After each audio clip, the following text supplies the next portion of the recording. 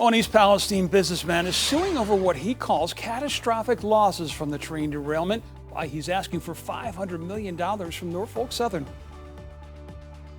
All right, weather-wise, a nice sunset tonight, leading to a quiet weather evening. How long will the sun continue to shine? Plus a nice little warm-up coming up. More breaking news tonight, a shooting involving police officers. Garfield Heights police say they were doing a welfare check this afternoon after getting a call about a man who might be suicidal in the area of Hathaway Road. When shots were fired, at least one person was killed. It's unclear who fired the deadly shot. BCI has been called in to investigate. Well, it's been 9 months since the East Palestine train derailment, and the lives of many remain derailed. We first introduced you to Edwin Wang months ago when the derailment stopped operations at this business as the EPA began using his facility as cleanup headquarters. I was able to make this dream a reality, but one night, this dream became a nightmare. Tonight, News 5's Bryn Caswell is back in East Palestine, following through with Wang and his struggles as he's filed a $500 million lawsuit against Norfolk Southern. Edwin Wang is the owner of Saran Fab, which is ground zero for the train derailment. In this 48-page lawsuit filed today by Wang and his attorneys, it states that the derailment has caused Wang his livelihood and any future business endeavors. Wang tells me it's time Norfolk Southern pays up for what happened February 3rd. As Edwin Wang and I sit inside his shutdown factory, an awful reminder of what has uprooted his life passes by. You see, this is a very busy line. Yeah. Somebody is making a lot of money.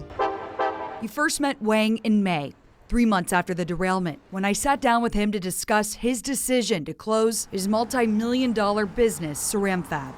It's located immediately next to the derailment site and made protective parts for steel mills. His other businesses, Saran Source and WIG Refractories, were also close by and were forced to stop operations. These two plants is far beyond my ability to save it. Tuesday, Wang and his attorneys filed a $500 million lawsuit against Norfolk Southern for damages. The lawsuit states the lost income, lost property value, lost investment, and loss of business opportunity and income is directly and proximately due to the defendant's conduct and is permanent and continuing in nature. This is fatal for our business, It killed us, forever. I do not want to see this fail permanently.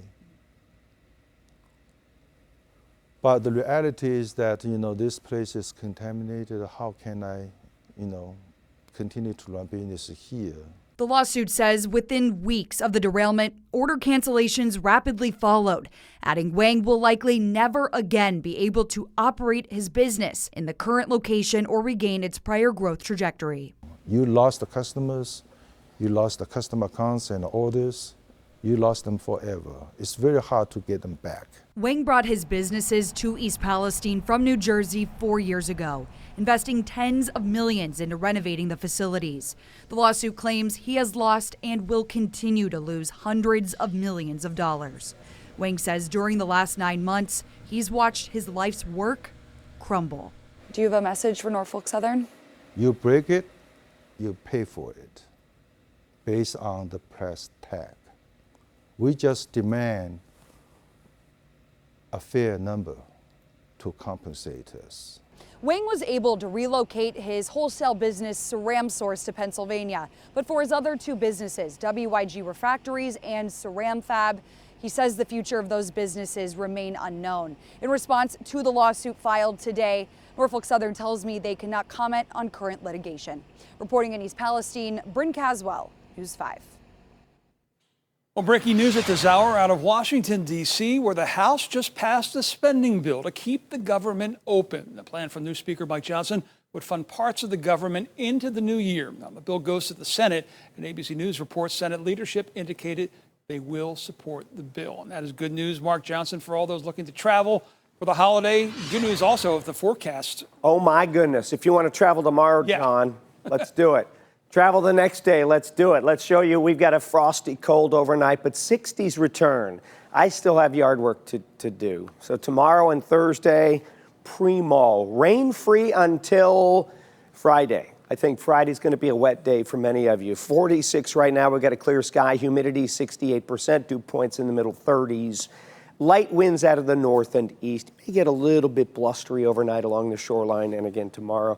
So here we are. We were in the 50s just a little while ago. Sun went down and boom, those temps fall. Look, 41 Elyria, 42 Ravenna, 41 Mentor, Cleveland, 46 Akron at 42, 47 for Ashland.